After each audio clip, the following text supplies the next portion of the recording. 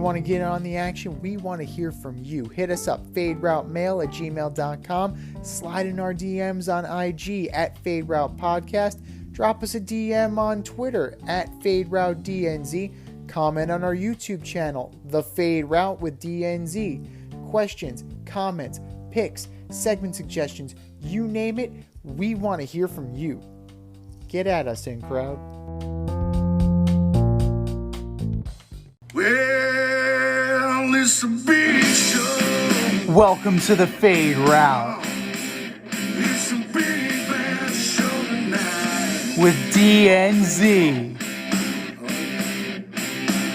Yeah, it's a big show. Here are your hosts, Cracking up, telling them lies. DNZ.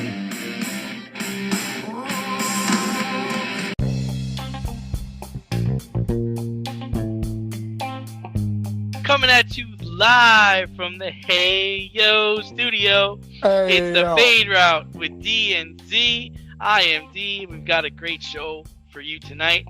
The Jets brass meet with Aaron Rodgers in California. The Knicks end their 9-game winning streak, and Pau Gasol has his number retired.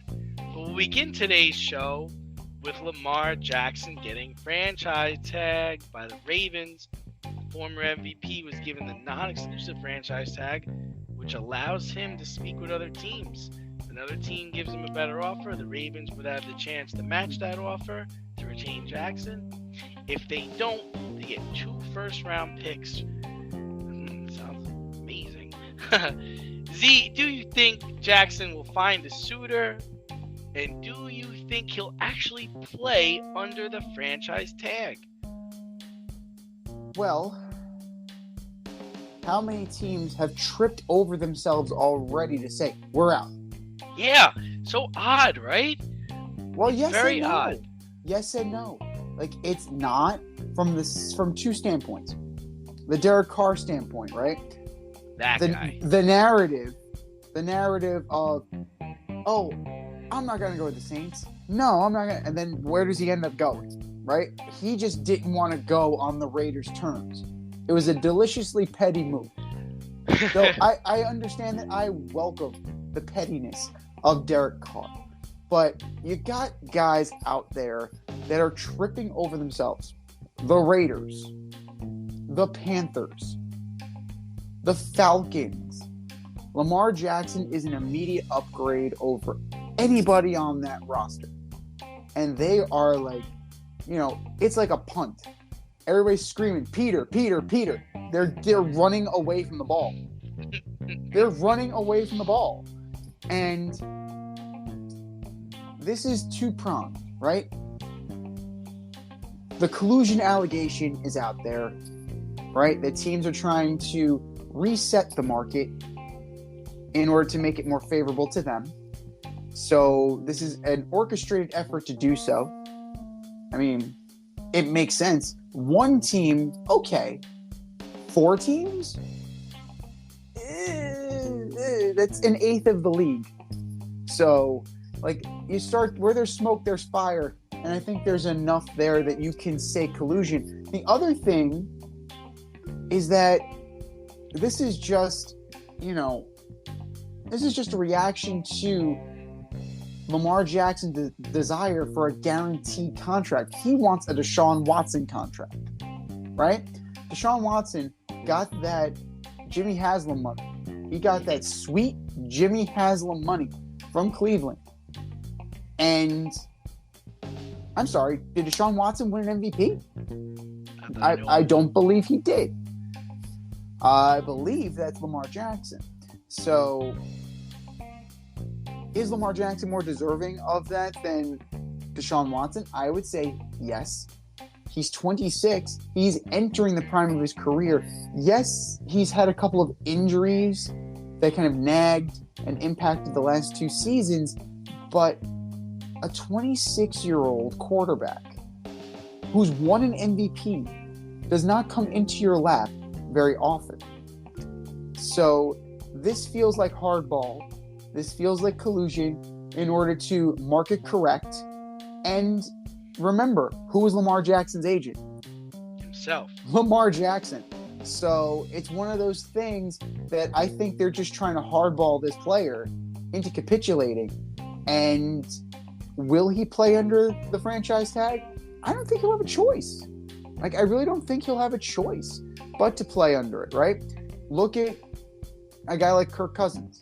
Kirk Cousins played under it twice and made himself a fuck ton of money. Yes, but Kirk Cousins was a different kind of player. Kirk Cousins never won an MVP, and Kirk Cousins is not good on prime time. And there's a lot of things we could talk about Kirk Cousins.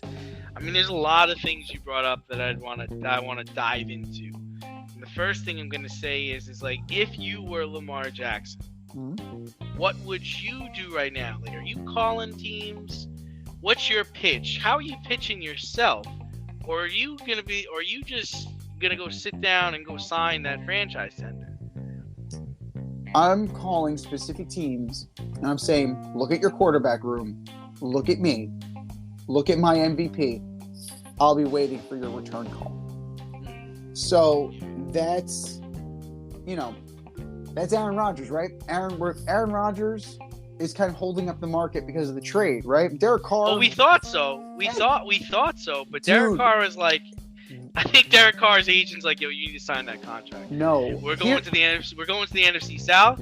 You're not going to the New York Jets. We're getting out of the AFC because they make you look bad. He went to the Jets for a free meal. That New Orleans deal was done. That New Orleans deal was done. I am convinced that he had the meeting with ownership and with Coach Dennis Allen and said, you don't want to take a pay cut. We understand you don't want to take a pay cut. We also don't want to give assets to trade for you. So we're going to wait for you to get cut, and then we're going to sign you to the deal we want. A little handshake, Bob's your uncle under the table deal. I'm convinced that it's coincidental that he ended up in the lone place that was willing to trade for him. That seems a little. It was the best place for him and his talent. Maybe the case, but I would still take Jameis Winston over him. That's me. That's me. Yeah. So, me too. Yeah, me too. But I'm just saying that's the best place for him and his talent. Totally. But the only thing I would say is I have to assume that the issue is guaranteed money with Lamar. And the whole thing I think he needs to look at is that quarterbacks that are 25 years old and that are signing their contracts are getting all of the money in their contract. Like, that's the only problem I have with this situation, is that he's young enough where he's going to see the life of his contract and get all the money in his contract. Whether it's 180 million guaranteed, 150 million. The guaranteed money isn't really, to me, the biggest problem. It's not like you're 30 years old, 31 years old. You don't know if what your next move's going to be. It's like, dude, you're 25, 26. You consider yourself a top 5 quarterback. You're going to make all the money in your contract. There is no other place. You got John Harbaugh. They built this offense around you. So if you're hung up on guaranteed, then I don't think you should be. And if you're just trying to set the market like Deshaun Watson set the market, if you're trying to look out for the next quarterback and the next guy, I get that. I'm not going to argue with you that. If that's your prerogative, fine. But if you're worried about getting all the money in your contract and getting all that guaranteed money, I don't think that's really the problem. I don't think he should be worried about something like that. But if I'm him, I'm definitely not I am not signing a franchise tag, and I'm not playing under a 1-year deal. No fucking way. And you talked about, you get on the phone with teams, dude. There are so many teams to call, and there's so many teams that should be willing to give him the offer. All you have to do is give him the offer, and it's up to the Ravens to match it. You know what I'm saying? Because how could the Dolphins not be interested, right? How could the Pittsburgh Steelers not be interested, right? That's in division. How could the Tennessee Titans not be like you could literally, you're worried about losing your number one pick. You could flip Tannehill, man. You can flip Tannehill. You're telling me the Texans who have the number 2 pick, this isn't of interest to you, man? So I'm all on board with collusion being at play here, which there's nothing you can really do about that. Falcons, what are you guys thinking? This is a no-brainer for you. 49ers? That is the one that I'm looking at. If I'm Lamar Jackson, that's the team I'm looking to go to. It's like, guys, I'm the guy. I am the guy for this offense. Like, me, McCaffrey, Kittle, come on. Just draw us our name in the NFC Championship game. At the same time, though, you have to look from afar, right? If we do it, we're like, fuck, their QBs get hurt all the time. Sure. The Niners and the Dolphins. The system they play, and who gets hurt all the time? Lamar Jackson. Quarterback. Yeah. Now maybe the Colts. Maybe the Colts. That offensive line isn't terrible. So the only problem with the Colts, right, is like I feel like Irsay's like a good old boy. Like he's one of those guys that, they're I think all the owners are talking to each other like, yo, don't give this dude $200 million guaranteed. So I can totally see him being like, yeah, I'm not doing it. But I feel like John Lynch and Kyle Shanahan can be like, well, we could add Lamar Jackson, and we still have 2 quarterbacks on this team that we could trade to get back picks that we lose. Right. You still have Trey Lance. What about Green Bay? Just wait. Wait. I do think Green Bay is like, we're ready to go with Jordan Love. Like, we're ready. We're gonna do the whole Aaron Rodgers thing that we did like 10 years ago. We're ready. We're gonna see with what we have, but yeah, it's not. How about the Buccaneers, man? Like you just lost Tom Brady. Your starting quarterback right now is trash. You don't have a top 10 pick. These are not hard decisions to make. To at least give him the offer. Give the offer. You don't know what's gonna happen. But to say that there are 5 teams right now that are not pursuing him at all, come on, man. I can't believe.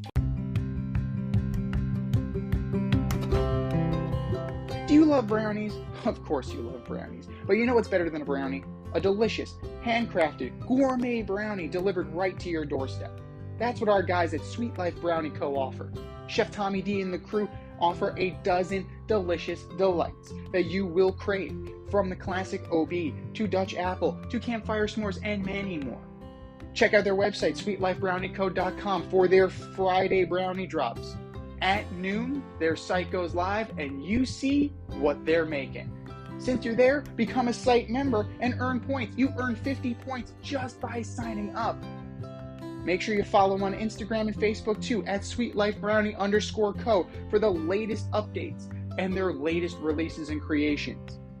That's sweetlifebrownieco.com. Give them a call, 845-641-3043, and tell them D&Z sent you. That's sweetlifebrownieco.com, 845-641-3043. Sweet Life Brownie Co., because there's always room for a brownie. But we talk about a guy who's, they're not pursuing. But then there is your guy, your quarterback for the next few years, Mr. Daniel Jones. The New York Giants were able to get a new deal done with their quarterback. See, $160 million, I believe, over the next 4 years. And the Giants also tagged Saquon Barkley, so their 2 pillars are set. But see, should the Giants still draft a quarterback? So, what needs to happen? I want to hear what needs to happen here. So, what needs to happen, because I'm still not sold on Daniel Jones. Like, you can say whatever you want. I'm still not sold on him. Like, one good year, right? One good year does not erase what we've seen from him. He's also making more per year than Patrick Mahomes. That's insane. Just to put that in perspective. That's insane. That is insane. The guy who just won a thing we like to call the Super Bowl. For the second time. For the second time. A guy who won a thing we like to call the Super Bowl MVP. And the regular season MVP, I believe he got that twice too. Yeah. So he is making less money than Daniel Jones, a guy that we still don't know if he's any good or not. I'm just checking. I'm tracking, and I'm making sure that I understand the assignment.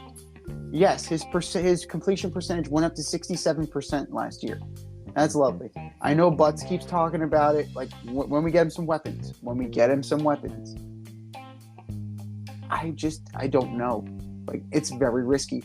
$40 million per year for a question mark is very rich. It's very rich, and it scares the shit out of you. All right? Like, he's got talent, but is he an everyday in and out starter? We're going to find out. Unfortunately, it's a very lucrative gamble for the Giants. Saquon Barkley, 1 year franchise tag, had to do it. Had to. Like, he proved that he was healthy last year. It's exactly what you needed out of him. So you're moving forward, right? I'm not saying you take a quarterback in the first round. I'm not saying you go get the kid from Kentucky. I'm not saying you trade up and get Anthony Richardson. I'm saying you monitor, right? Somebody falls to you in the fourth round, you take it. Somebody falls to you like Brock Purdy does, right? You take it. You're taking a guy that's filling a roster spot that might compete for a job. He might compete for the backup. Like, he'll push to get on the roster. But I don't think it's necessary. I don't think it's mandatory that you take a quarterback. You're still evaluating what this guy is. You do need to get him a receiver. I know that there's a receiver from USC that they're high on. We'll see. We will see about that. But I am targeting a veteran backup quarterback. Like, I want a veteran in this camp. And I specifically want this veteran. I want Case Keenum on this roster. Oh, the future New York Jet?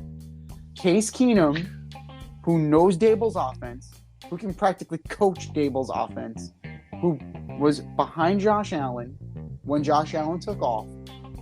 He's the conduit. He's the extension of Dable, right? I think that will further the maturation process of Daniel Jones.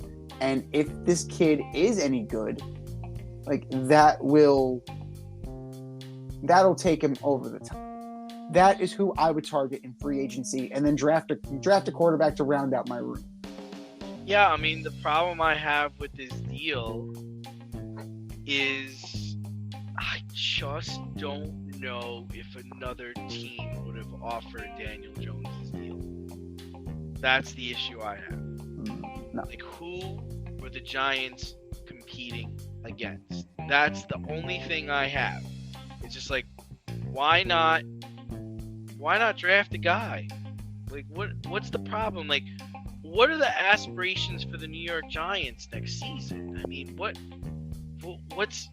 they think by signing Daniel Jones and franchising Saquon Barkley, like, they're gonna go to the Super Bowl? I mean, last year I feel like was an outlier.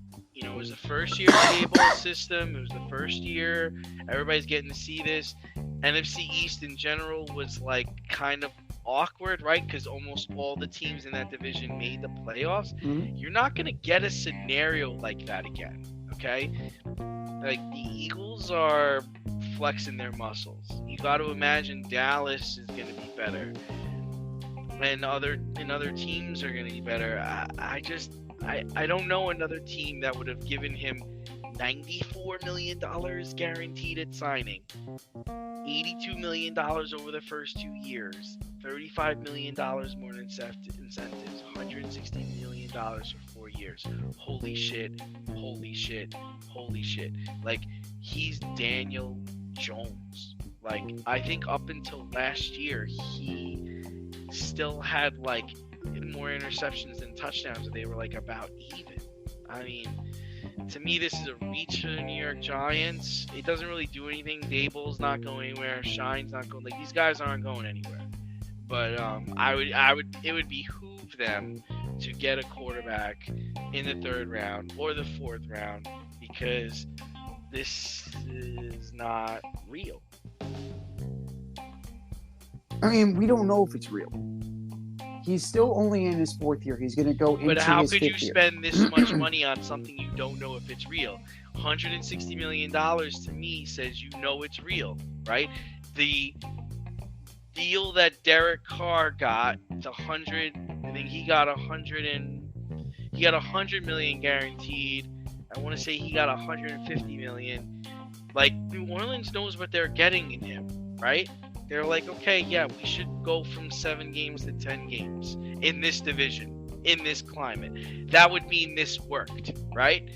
But you're going to tell me that the Giants, you know for a fact, that they're going to get the same Daniel Jones and be better next year, or he's going to be better than next year?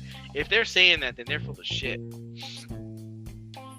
They're banking on maturation. They're banking on the fact that he cut down on his interceptions this year. So it went from, and he's been cutting down on his picks. Oh, that's what it was. He had as many turnovers as touchdowns, or like it was like two turnovers less he had than touchdowns, something crazy like that. Heading into this last season. Yeah. Well, the fumble thing is still an issue. Right? He still needs to work on ball security for that. He's been sacked a lot. Right? He's been sacked 150 times. That's not good. So he needs to work on getting rid of the ball, faster decision making, faster processing, and if he needs to tuck and run, because he's got the wheels. But you kind of, from a quarterback standpoint, the completion percentage is going up. The picks are going down, right? He went 12 to 10 to 7 to 5. If he can stay on this trajectory and they get a wideout or two, and this guy Hodgins and this guy James, if they continue to be the level of players that they were last year, like, the Giants could be onto something pretty quickly. You go from 9. This is how you incremental work, incremental process. You go 9-6, right? You go 10-5. You go 11-4. You can make this work. The cap is going to work against the Eagles eventually, right? Jalen Hurts is eventually going to have to get paid. Everybody else on that team is going to have to get paid. The Eagles are going to fall apart.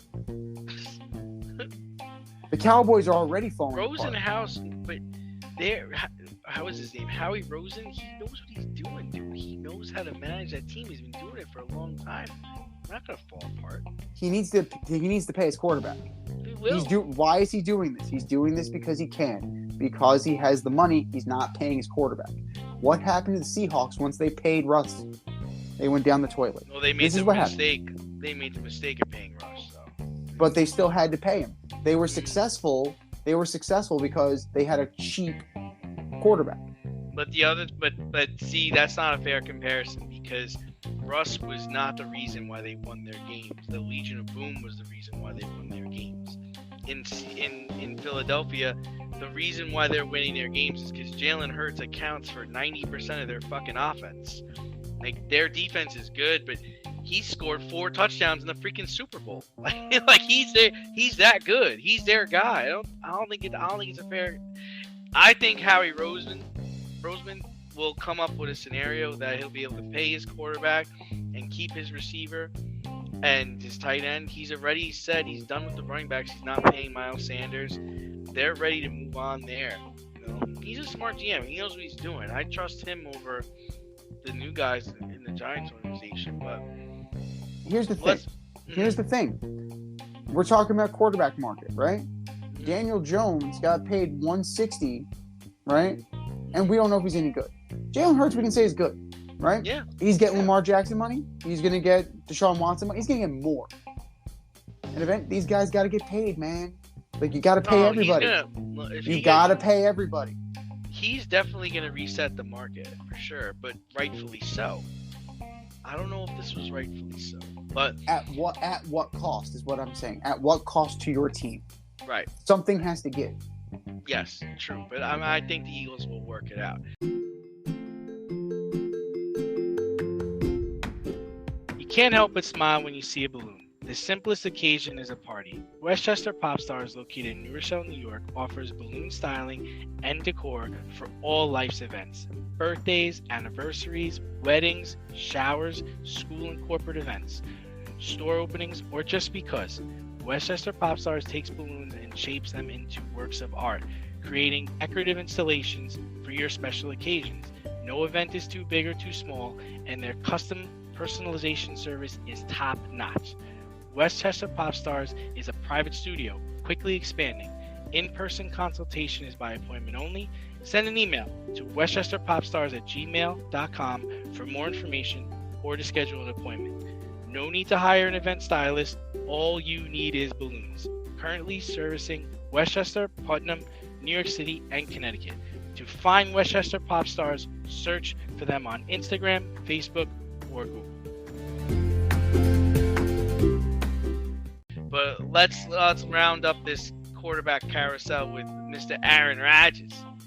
Reports are that Robert Saleh, Joe Douglas, and Woody Johnson flew to the coast to meet with the veteran quarterback in an effort to woo him to the New York Jets. Packers said, go ahead, give it your best shot. If you're Aaron Rodgers, what do the Jets need to say to you to convince you to come to New York? Pat McAfee's going to have an office in Florham Park. He's going to have 30% ownership in the team. I don't know. There's really... Joe Douglas has to lose 50 pounds. Robert Saleh has to get hair plugs. Woody Johnson has to sit in the darkness for a week. Robert Saleh has to grow out his hair. Zach Wilson needs to stay away from... Or no, actually, Aaron Rodgers hates his mom. Zach Wilson needs to go call Aaron Rodgers' mom. I don't know what Aaron Rodgers is going to ask for, right? You shoot for the moon, and if you miss, you're in the stars. But I don't know. He's 39 years old. Yeah, he's 39. That's the thing. Yeah. That's the thing that's bothering me. I can send 2 picks to the Ravens and get a 26-year-old quarterback. Right. Yes, exactly what I've been saying. Now that he signed that, now that they've given him that tender, that is 100% the way they should be going.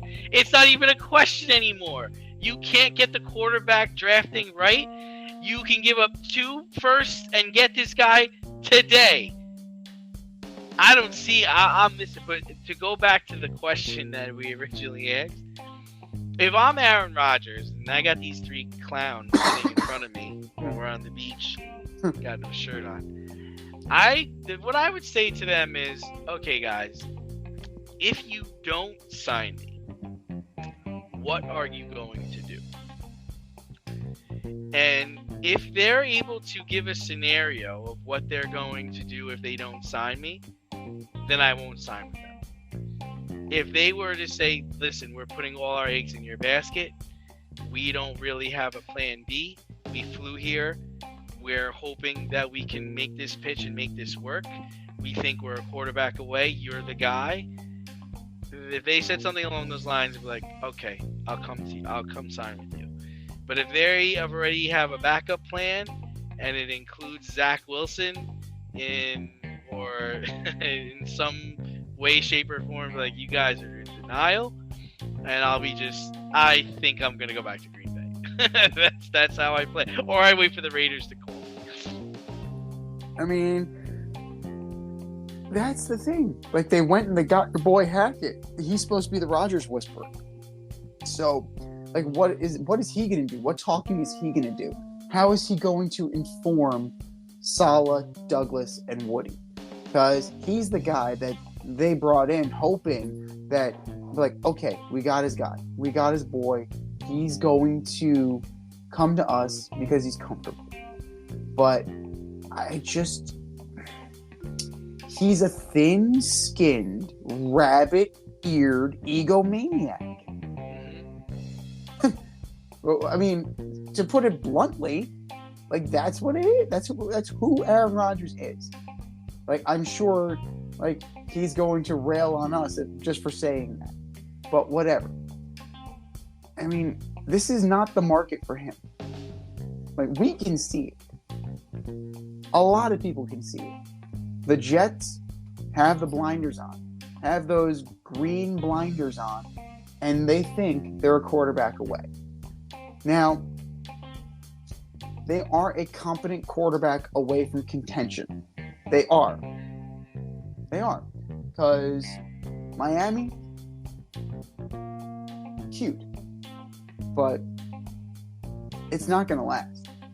Especially if Tua's not the guy, right? They think Tua's the guy. No, if he's not the guy. It's not. The problem is there's so much uncertainty with Tua, right? Uh-huh.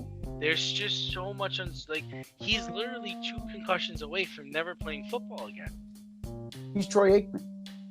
Aikman. No, he's not. No, he's Troy Aikman. Troy Aikman got his brain scrambled 8 times. Yeah. I know, but I'm not giving him that much resolve yet. I mean, Troy Aikman's a Hall of Famer, 3 Super Bowls, and I don't know if 2 is that. And their brains are both scrambled eggs. You're scrambled eggs. So, this is not going to last.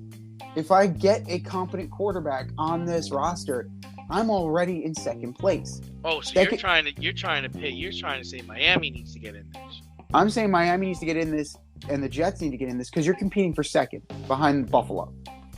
With second place in this division comes a playoff spot. So if I get in, I got a shot. That's what I'm saying. So if I am Joe Douglas, if I'm Woody Johnson, if I'm Robert Saleh, I am saying to Aaron Rodgers, we're in this. We're in this with you. We are in the AFC title game. We're trying to sell him on that. The potential. Oh, okay. You're trying to sell him on the potential, right? You sell him on the Garrett Wilson. You sell him on the Corey Davis. You sell him on, Sauce Gardner. You sell him on DJ Reed. You sell him on that defense. Mm-hmm. You sell him on Breece Hall with 2 good knees.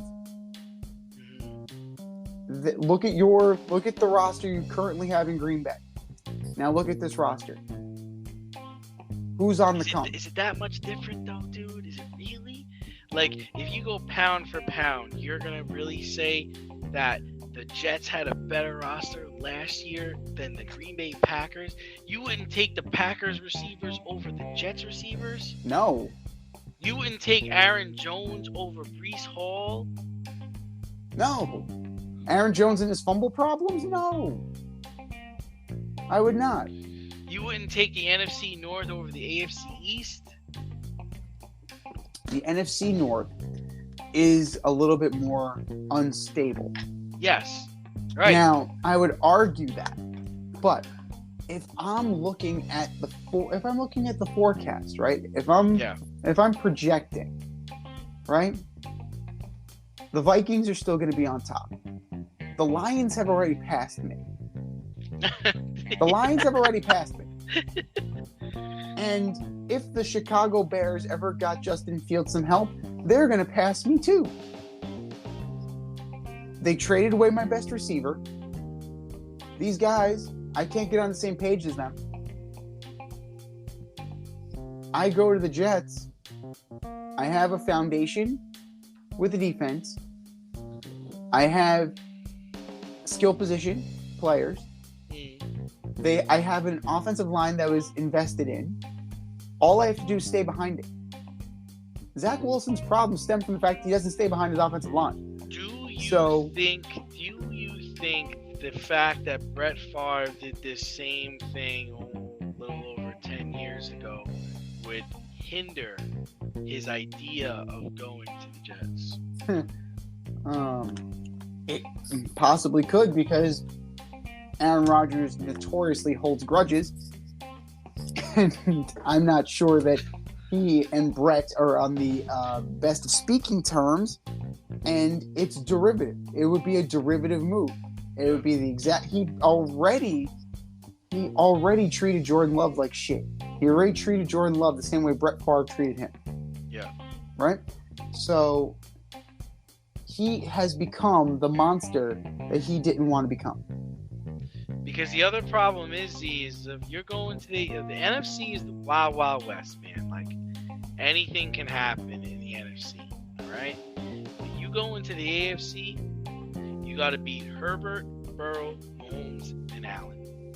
You got to beat those guys. You're going to have to face at least 3 of those guys to get to the Super Bowl. I don't know. Step outside of your safe area and make a statement without saying much with FCK Clout Lifestyle Apparel. Embrace the colorful chaos and stay emotionally regulated in their hoodies, snapbacks, graphic tees, accessories, and more. Season 3 merch is up now. Get it while you can. Go to fckclout.com and get all of your needs from men and women. That's fckclout.com. But let's switch gears. Let's switch to the hardwood. The New York Knicks were red hot. They won 9 straight. Unfortunately, they lost last night, but they did beat the Celtics twice during their 9-game winning streak. Z, is it time for us to take the Knicks seriously? Well, I think it's important that you recognize that the New York Knicks aren't going anywhere, right? It's not a cute little story, and it's not like Linsanity where it is, a flare-up. The way they play basketball, right?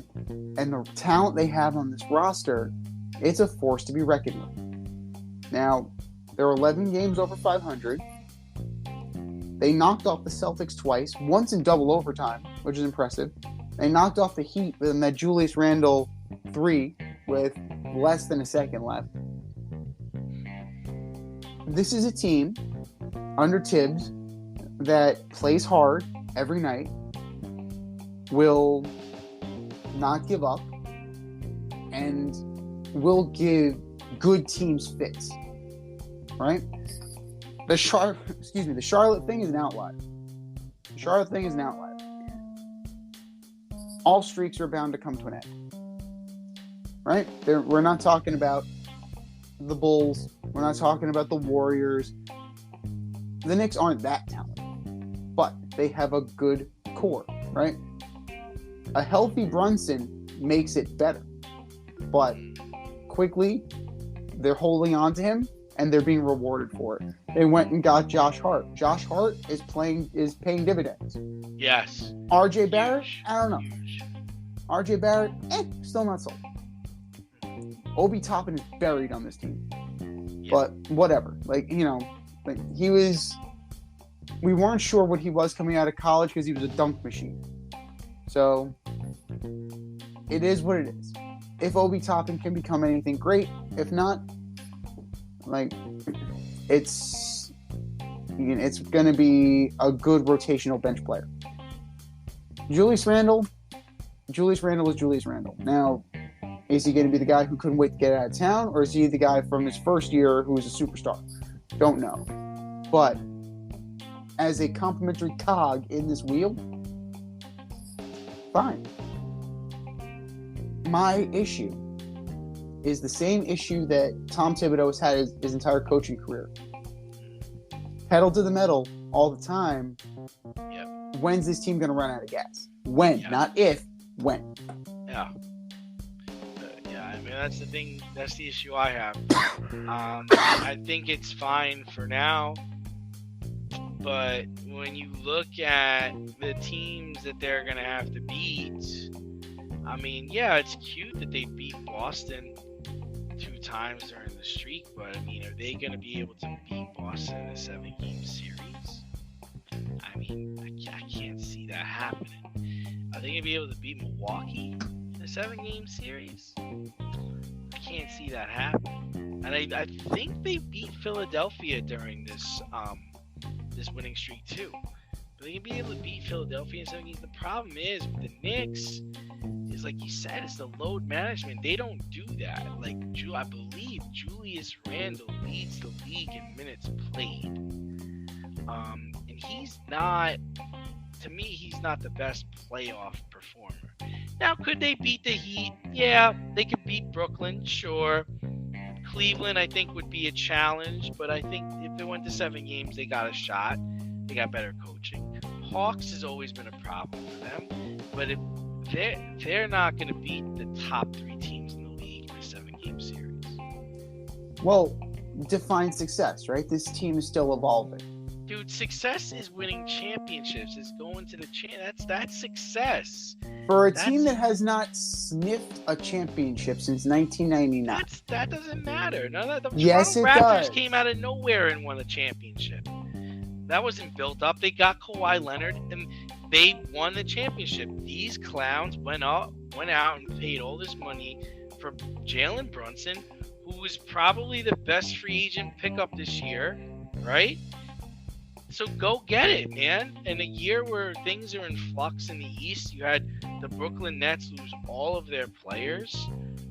Yeah, that's success. Like, I'm not one of these guys that's gonna, you got that. That's the problem. You got that Met fan perception going on.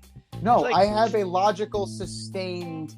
success is winning championships, not finishing 5th in the East and then getting bounced out of the first round by the Cleveland Cavaliers. Success is not winning a championship and not being heard from for 20 years. Like, that's not it. You want to be in the mix. You want to get in the discussion, you have to build a team. This team has been dog shit forever. How do you get relevant? You first got to get in the playoffs. You're in. All right? You want to stay relevant? Win a series. This team can win a series. This team can beat the Cavaliers. Yes, I agree. Right? They can. Are they as good over 7 games as Boston? Probably not. Yeah. Are they as good as Philly? Maybe. They could possibly catch Philly. Because we are talking about James Harden here. Philly's deep, though, man. Philly's deep. Like, I don't like Philly, but they're deep, man. Maxey coming off the bench, dude can ball. But and that's something. Joel Embiid, there isn't a player on the Knicks that can guard Joel Embiid. He's getting 30 and 15. Like, that's the problem, is they don't match up well once you start playing elite teams. Like, who the fuck is guarding Giannis, man? Like, who is gonna guard Giannis? And I'll take it even further. Who's gonna guard Robin? Who's gonna guard the second best player on that team? Like, they don't have it. They match up well against, like, teams like the Heat, teams like the Cavs. Yeah, sure. But when push comes to shove, when you're playing elite talent, so you're saying they finished 5th, they beat the Cavs, they lose in the second round. You're like, man, that was a successful season. It is a success. You have to consider where this franchise has been. Right? This is not the Warriors. And look at where the Warriors came from.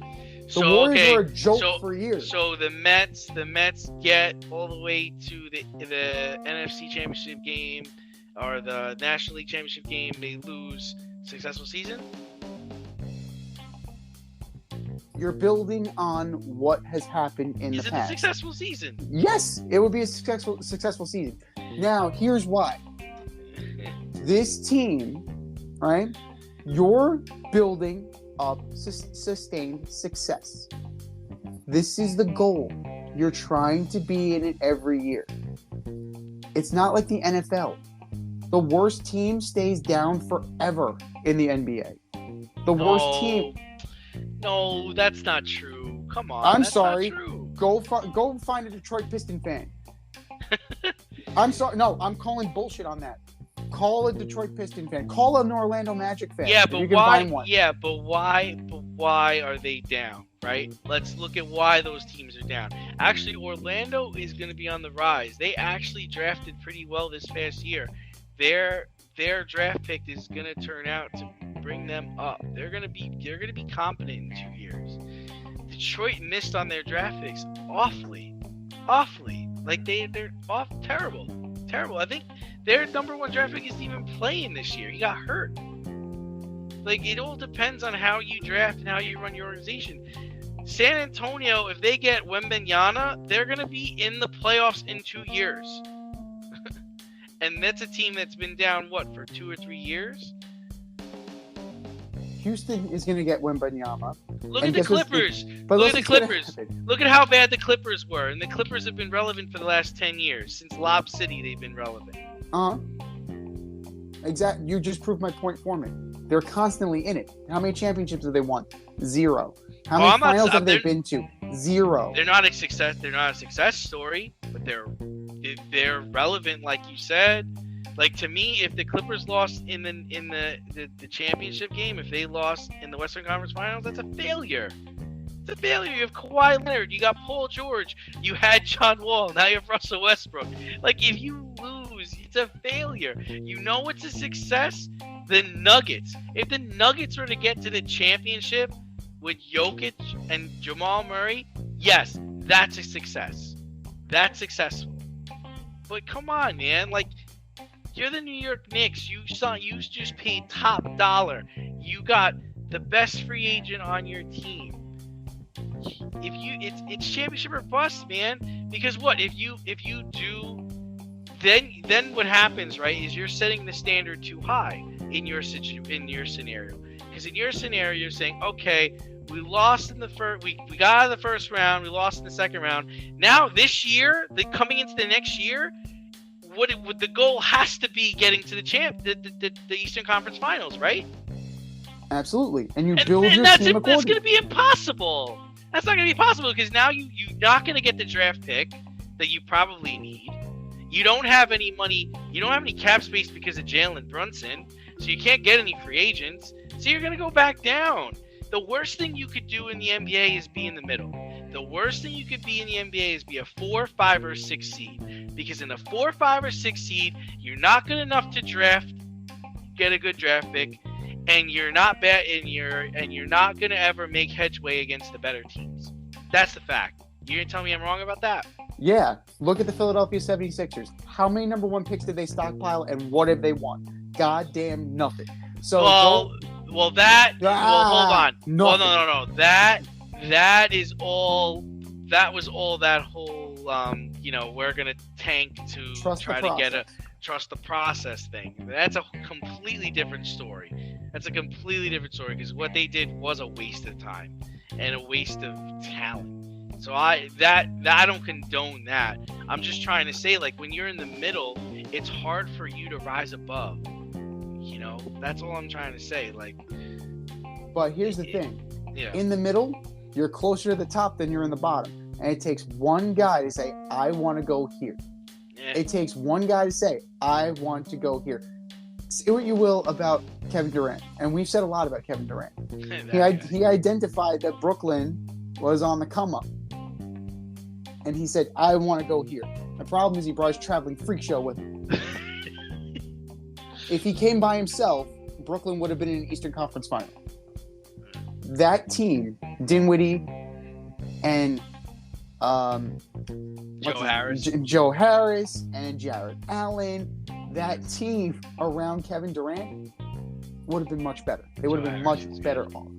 Yeah. Now, the Knicks, I'm not saying the Knicks are one player away from a championship. I'm saying they're one player away from ascending to that next level. And that is what you need to do for a team that has not won since 1973.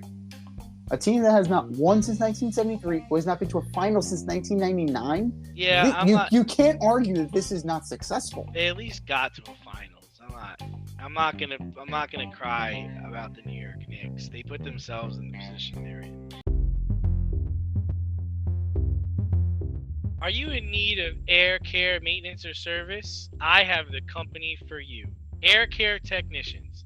They service the Westchester and Northern Bronx area and can help you with all your heating and cooling, maintenance, and service needs. Just give them a call at 914-315-1547. Again, that's 914-315-1547. Or shoot them an email at aircaretechnicians@gmail.com. These guys are the real deal as they are veteran-owned, licensed, and insured. make sure to tell them that D&Z sent you.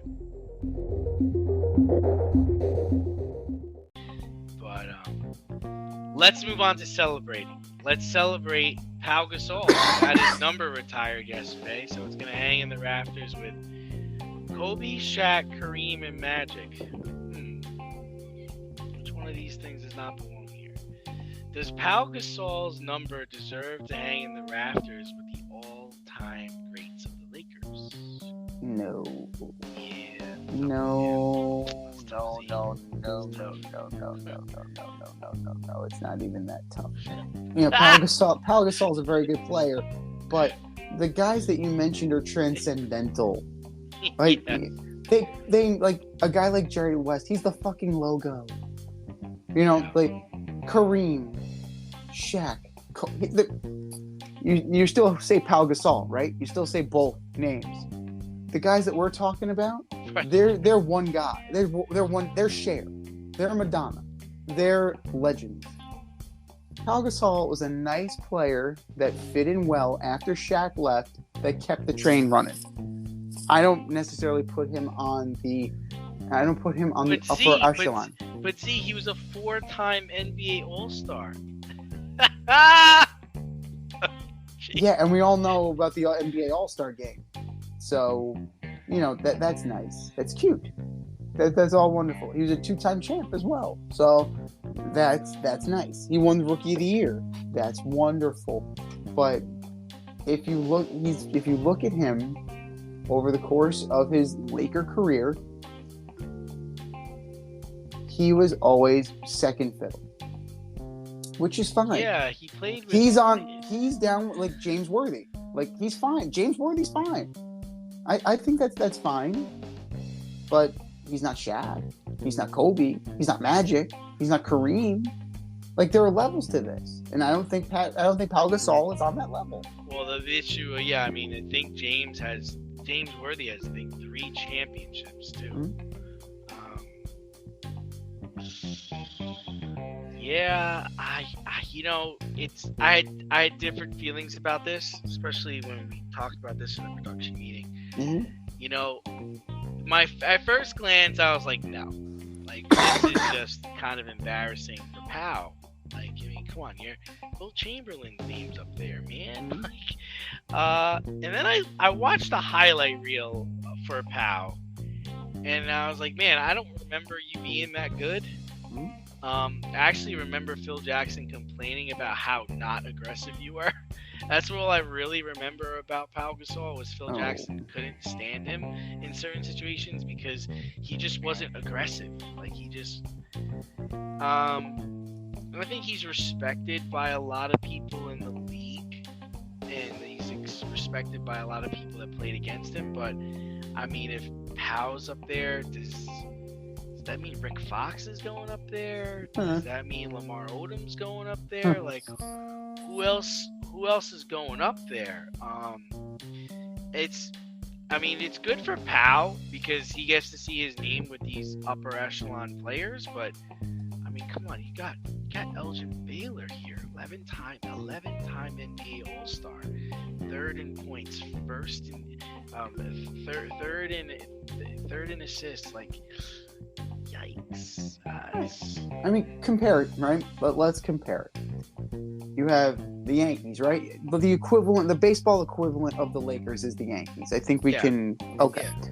So that would be, you have Monument Park, you have the legends of Yankee lore, and then you put in Randy Velarde.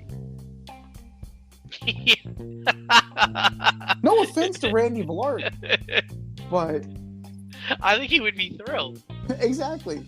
If they're going to retire 18, it's fantastic. Thank you. It's wonderful. This is What's fantastic. Your name?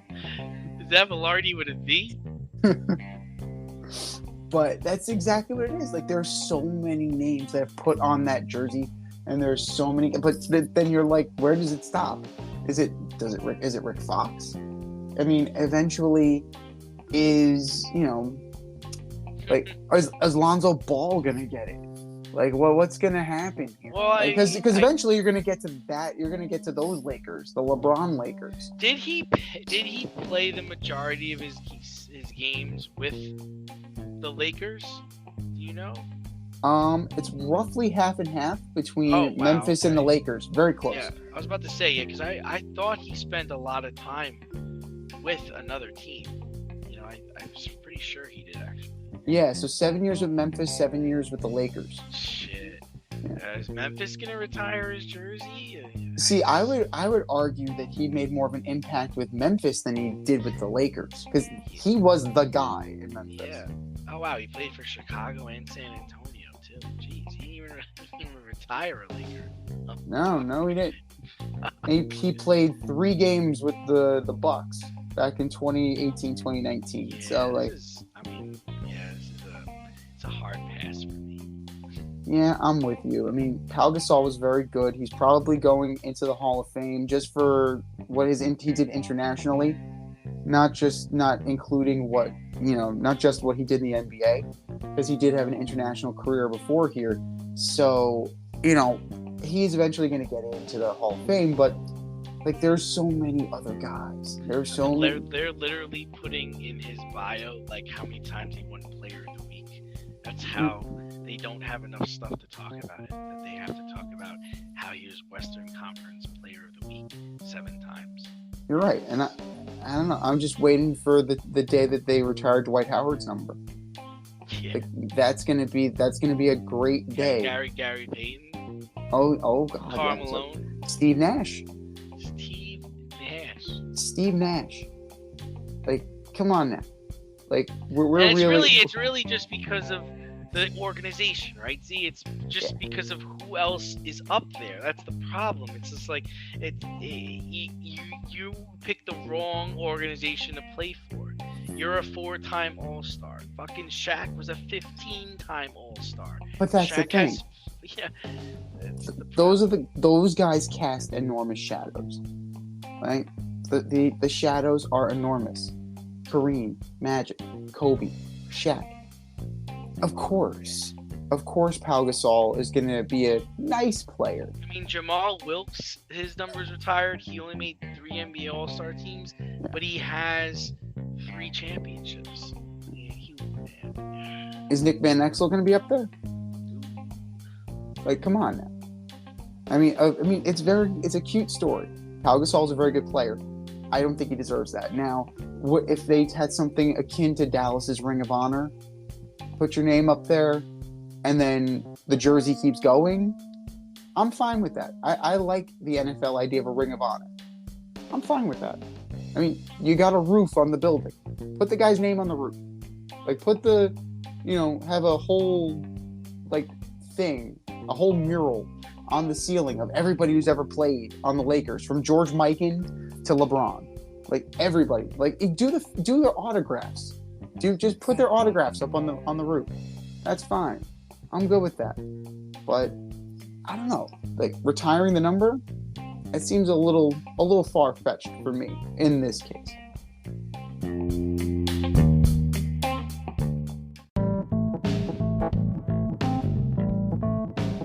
Fair or foul? Judging the more messed up moments of the week.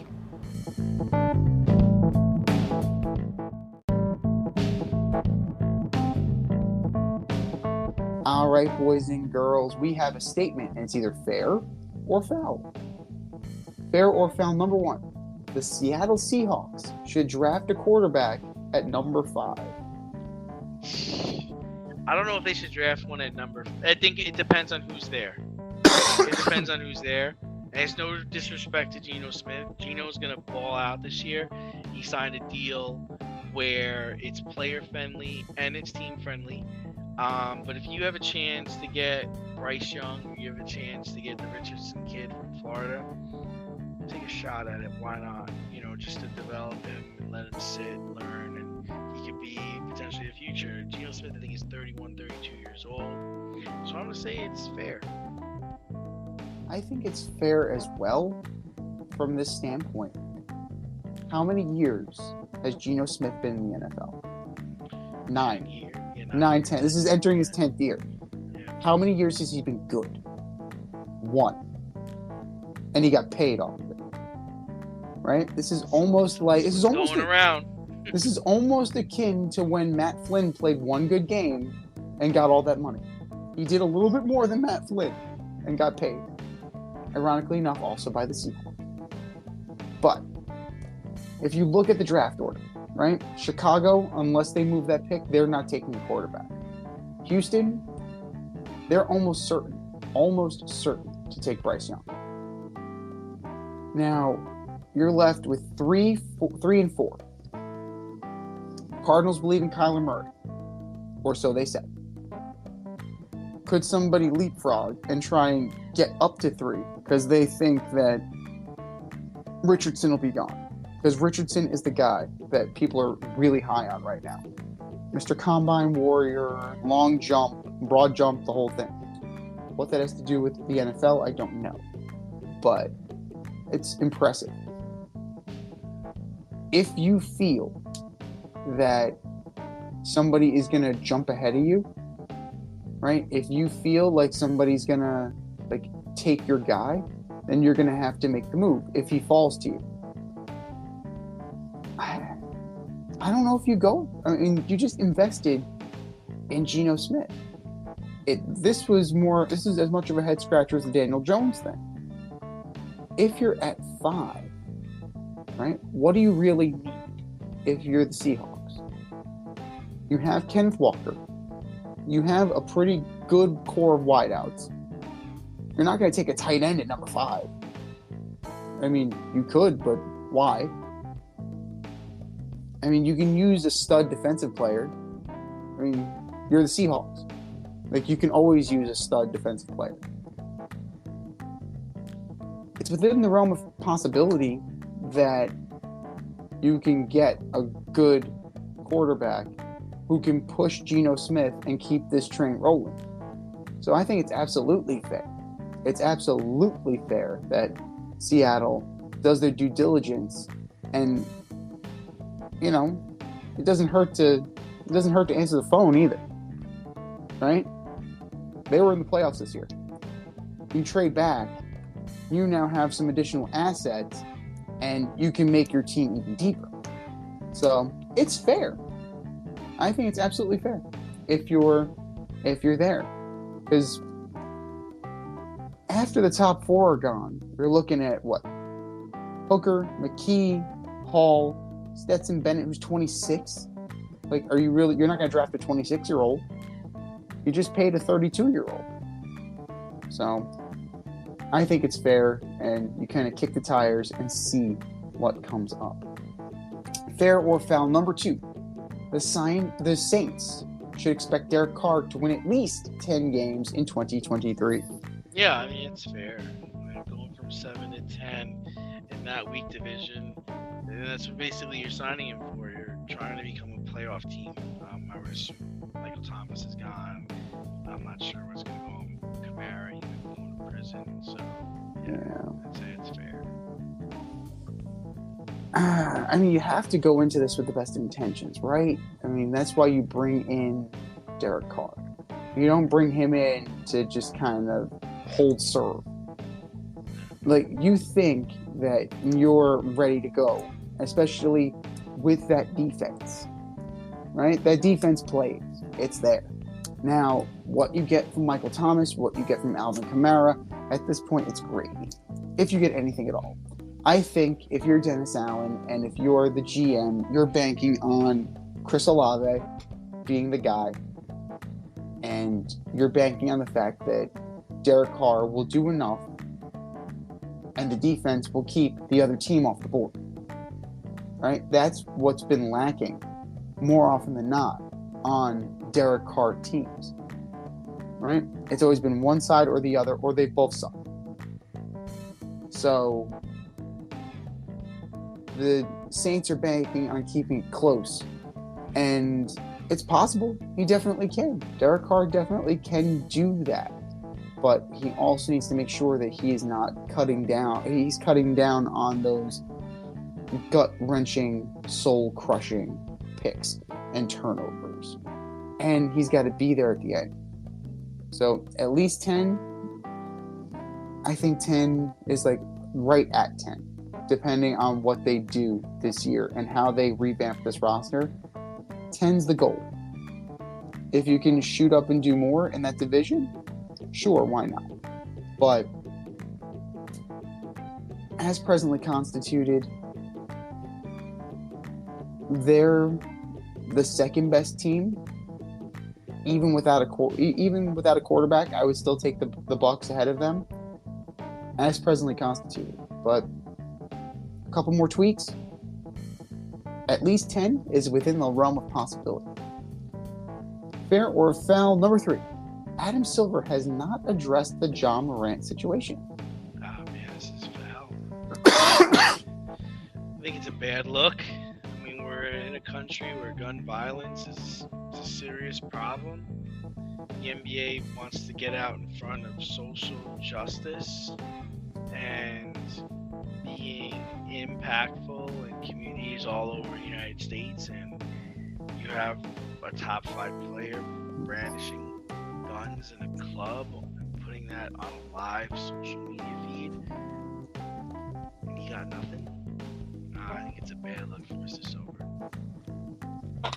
I think it's pretty foul, especially since there seems to be a spiral, right? There seems to be a pattern of behavior that's coming around with Mr. Morant. You had the incident with the Pacers security guard where allegedly you had a sniper rifle or some kind of scope being pointed at him. Jeez. And then you have the incident with the 17-year-old that got the shit beat out of him, the head of security in the mall who got the shit beat out of him, and now brandishing, allegedly, brandishing a firearm. The state of Colorado did not find any evidence that supported that. But allegedly brandishing a firearm on IG Live, that's not worth at least a meeting? Like, I find that very interesting that that's not worth at least a meeting. But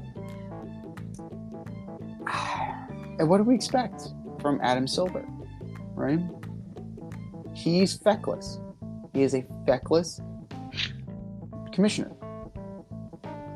The players run that league. And it's going to continue to be the case. He doesn't put his foot down. He does not.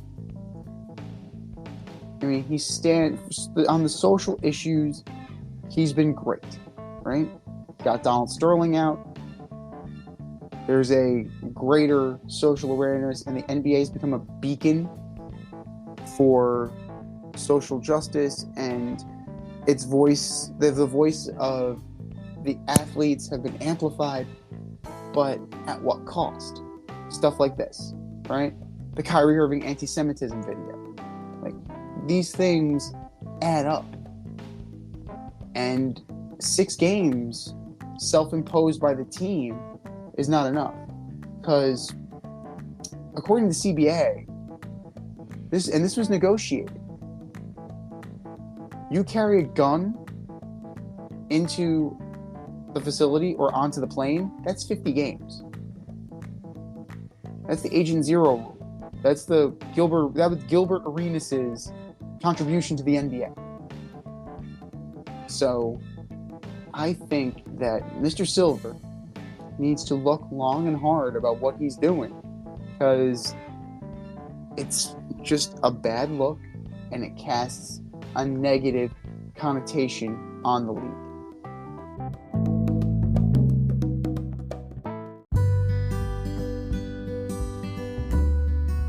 Avoid messy accidents. Get better stopping power with your brake pads. Callahan brake pads. You never know when you'll be driving in the road and there will be a truck tire that you need to avoid and save your family. Callahan Auto. We really care about what's under your hood.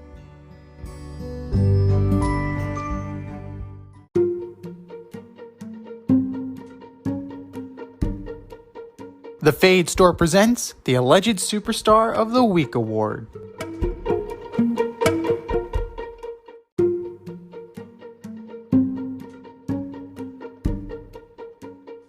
boys and girls, you know what time it is. It's time for the Alleged Superstar of the Week. Here's how it goes. We put up a poll on our Twitter account at FadeRouteDNZ, and you vote, and you vote, and you vote, and you vote. And the winner of said vote gets a shout-out on this year's show and the coveted ass trophy. And do you know who took home the coveted ass trophy last week, D? I don't. It was John Morant. That guy. How about that? We were just talking about you. Oh, John, you did not have a good week. Hopefully, that 6-game vacation is giving you some time to think. But that was last week. This is this week. Who are your nominees for Alleged Superstar of the Week, D? First up, I got Grant Williams from the Boston Celtics. Tie game, 0.8 seconds left. Grant Williams was fouled, and he needed to hit one of 2 free throws. On the way to the foul line, Grant Williams told Donovan Mitchell, "I'm going to make both of them." Not only did Grant Williams miss both of them, but the Celtics also lost the game in overtime. So, Grant Williams, you are my Alleged Superstar of the Week. Number 2, Adam Silver, for not coming out and talking about the Ja Morant situation. Ja Morant was brandishing a gun in a nightclub, and he put the live feed on Instagram. And kids follow you, kids look up to you. We've got a gun problem in America. Adam Silver, you gotta do better, man. Do better. Adam Silver, you are my Alleged Superstar of the Week. And last but not least is Jim Boeheim in Syracuse Orange. Syracuse was knocked out of the ACC tournament in the second round today, and they will likely not be invited to the NCAA tournament. What a way to end a 47-year career with a second-round loss to Wake in the ACC championship. Jim Boeheim, Syracuse Orange, you are my Alleged Superstars of the Week. Z, what do you got? All fair. All very fair. I'm going to start with, and hear me out on this, Kendrick Perkins. Wow, what a heated exchange you've been having. Not only with JJ Redick, I hate that guy. but also Charles Barkley. Both sides coming out against Perk, saying that he's a clout chaser and he's using his platform for clickbait, particularly in regards to the NFL MVP and how white voters vote for white players. And there's a reason why Nikola Jokic is probably going to win a 3rd straight MVP. Not because he's a good player, and not because he's a deserving player, but because of that. There's plenty of evidence to the contrary. There's also plenty of evidence to the contrary that Nikola Jokic doesn't pad his stats. Another allegation made by Perk. Kendrick Perkins, you know not of what you speak, it sounds like. But don't let that get in the way. Kendrick Perkins, you are my Alleged Superstar of the Week. Major League Baseball umps still not getting this right. How are you getting the balls from the ball boy and not stopping the pitch clock? How can the pitcher and the hitter be ready if you're not ready to call the pitch because you are getting the balls from the ball boy? Huh? Am I taking crazy pills? Like, it makes no sense to me. It makes no sense to me. Major League Baseball umps, you are my Alleged Superstar of the Week. And last but not least, Frankie Montas. Coming out. I wasn't 100% when the Yankees got me. Okay. So, did you tell anybody? No. Instead, you tried to push through and justify being traded for it. Right? Quote, direct quote, according to MajorLeagueBaseball.com. I was trying to push through. I got traded to a new team, and I wanted to show what I could do. Things didn't go the way I was expecting. Well, no shit, Frankie. 1-3 with a 6.35 ERA. You pushed through all right, because now you're having shoulder surgery, and you're probably going to be done for a while. Speak up. Closed mouths don't get fed. Frankie Montas, you are my alleged superstar of the week.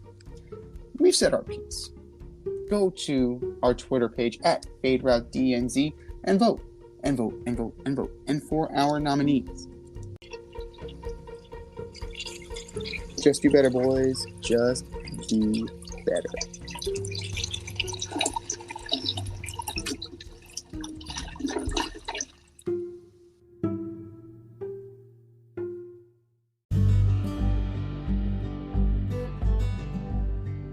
For all the grill masters, green thumbers, home repair heroes, and DIY aficionados in the Richmond, Virginia area, if you're looking for a personal service, quality products, and a convenient shopping experience, look no further than Thacker Ace Hardware in Colonial Heights, Virginia. Owner Don Rackley and his team of local experts have everything you need to tackle all of your home projects. I'm talking paints by Benjamin Moore and Clark in Kensington, power tools by Craftsman and Milwaukee, electrical, plumbing, hardware, and let's not miss the grills. Weber, Big Green Egg, Traeger, Blackstone, top shelf, amazing. And for all you green thumbers, their nursery department is fantastic. Give them a call today, 804-766-4223, or stop by 27 Dunlop Village in Colonial Heights. That's 804-766-4223, or swing by 27 Dunlop Village in Colonial Heights. Thacker Ace is the place with the helpful hardware, folks.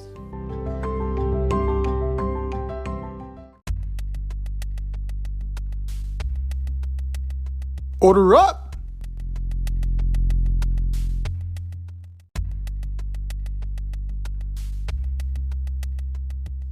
Our Major League Baseball season preview continues as we order up. Order up, order up. This week, we are ordering up the National League Central from 5 to 1. Who you got, D? All right, I mean, first off, I'm going to start with the Reds. There's just not enough there. Vado's 39.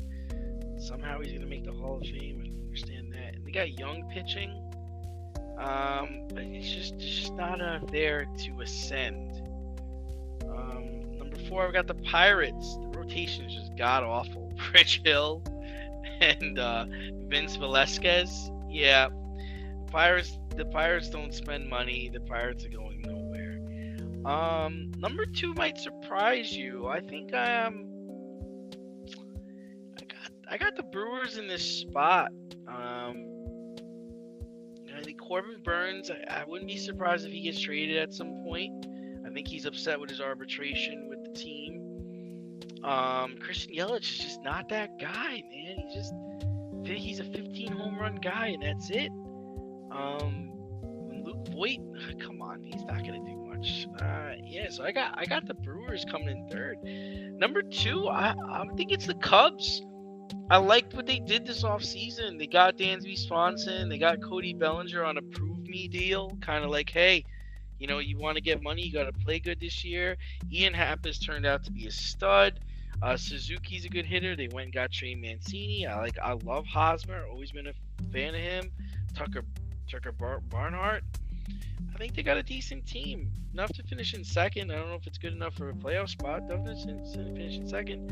And the class of the NL Central it's the Cardinals, man.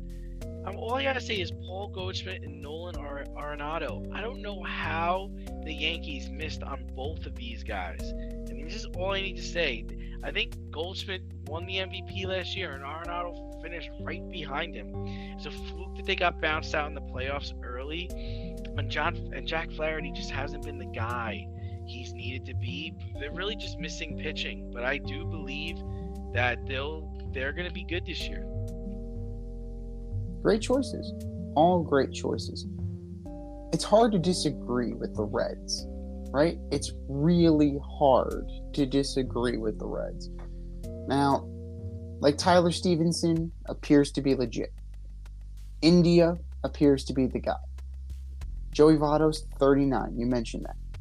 Like, what's he going to get? They're high on Spencer Steer. I don't know. Like, what are you going to get from Senzel? What are you going to get from Will Myers? What are you going to get from Jake Fraley? And these are the fringe guys that are going to fill out your lineup. And I haven't even touched on the rotation yet. What rotation? Luke Weaver? All right, he'll be decent. He's a number 4. Maybe. Who else? Hunter Green? Hunter Green throws hard. That's about it. Like, I don't know if Hunter Green's any good. They're high on him. That doesn't mean anything. Justin Dunn. They already gave up on him, right? As part of the Luis Castillo trade. The Mariners already sent him packing after he got sent packing from the Mets. And he's hurt. What are you getting here? What are you getting? I don't see it. I don't see it at all. Number 4.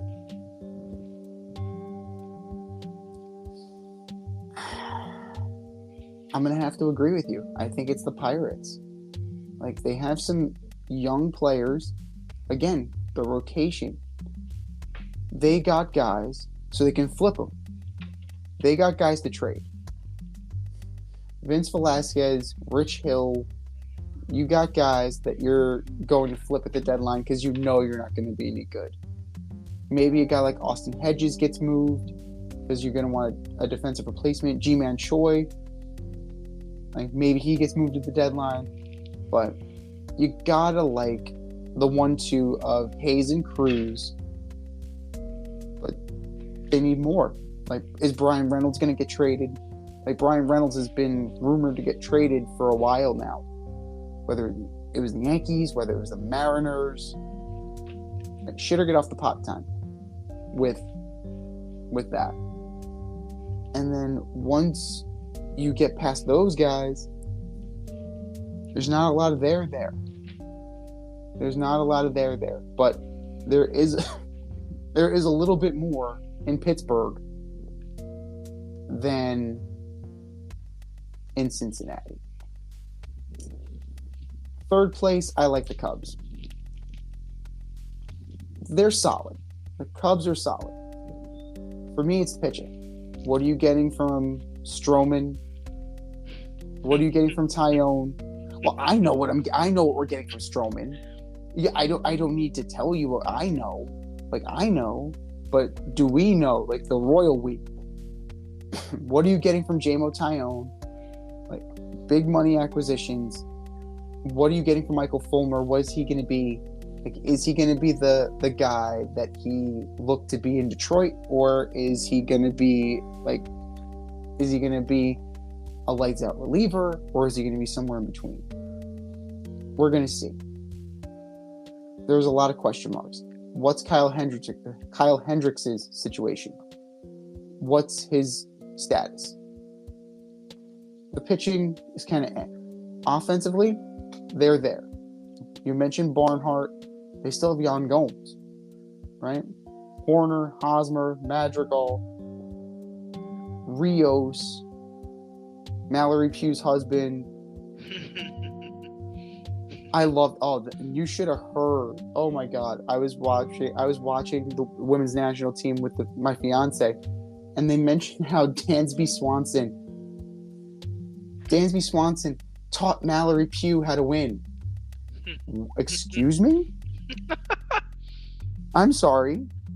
The U.S. women's national team has won more than Dansby Swanson can ever imagine. So let's pump the brakes on that. Let's pump the brakes. My question mark with the offense is, what are you going to get from Cody Bellinger? The other guys, they're going to be pretty good. But Cody Bellinger is going to have to be the pick to click. Number 2, on the strength of that rotation for now, I'm taking the Brewers. Now, a pissed off Corbin Burns, he may turn this into a very lucrative deal for him moving forward. or it can totally blow up and he could be a Yankee by May. They can go one of two ways. So extreme. Right. I'm banking on the fact that he's going to channel it, and he's going to do very well.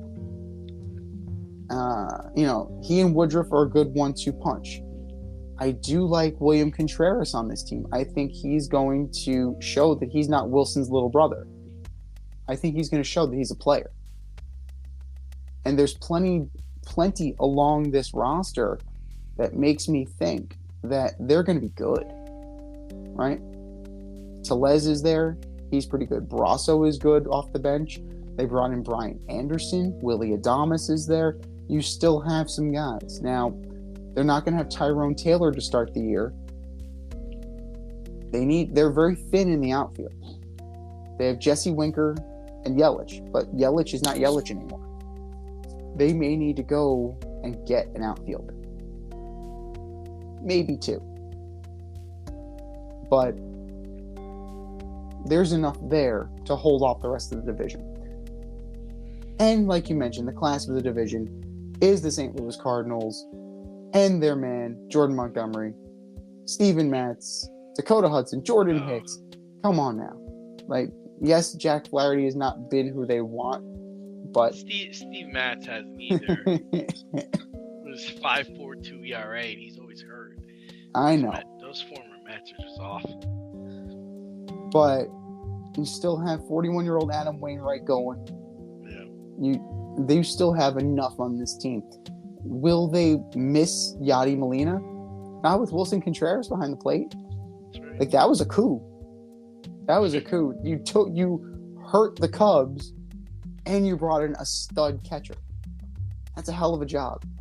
That's a hell of a job by Mozeliak. And then you've already said it. Arenado, Goldschmidt. Like, if DeYoung can figure out how to hit again, like, DeYoung's not bad. Tommy Edman is good. You have the immortal Lars Nootbaar, who's playing for Team Japan in the World Baseball Classic. Now batting for Team Japan, Lars Nootbaar. Sounds like something you get at IKEA. But Dylan Carlson, Tyler O'Neill. This team is loaded. This team is loaded. And I think that they will only get better. And they aren't afraid to add. They're not traditionally a free agency team, right? They're a growth and development team that makes smart trades. Now, in the future, like, who knows who's gonna be available? Maybe a certain outfielder / DH / pitcher.